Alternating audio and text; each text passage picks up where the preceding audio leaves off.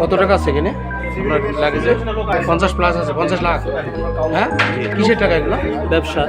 এই যে আমাদের একজন দায়িত্বশীল গতকালকে আজকে তিনি ঢাকা থেকে গিয়েছেন সৈয়দপুর বিমানবন্দরে, এবং সেখানে আইন শৃঙ্খলা বাহিনী তাকে একটা সাজানো নাটক করেছেন। তিনি তার বক্তব্য স্পষ্ট করেছেন যে আমার ব্যবসায়ের জন্য আমি আসা যাওয়া করি, ব্যাংক বন্ধ, আমাকে কিছু লেনদেন করতে হয়, এই জন্য তার সাথে কিছু নগদ টাকা ছিল, যেটি খুবই স্বাভাবিক, একজন মানুষ ব্যবসা করতে পারেন।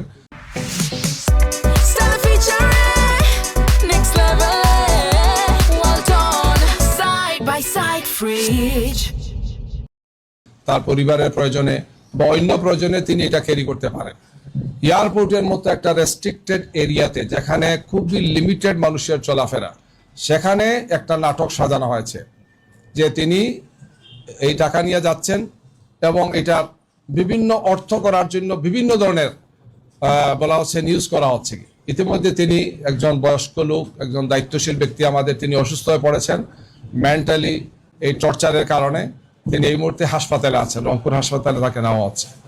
আমরা খুবই দৃঢ়তার সাথে বলতে চাই, বাংলাদেশ জামাত ইসলামী তার নীতি নির্ধারণ, তার কর্মপন্থা, তার কর্মসূচি এবং তার সাংগঠনিক কার্যক্রম পরিচালনা সব সময় স্বচ্ছতা এবং জবাবদিহিতার সাথে আমরা ভূমিকা পালন করে থাকি। জামাত ইসলামী নেতৃবৃন্দকে, জামাত ইসলামীকে বিতর্কিত করার জন্য এই ধরনের অপপ্রয়াস অতীতে হয়েছে।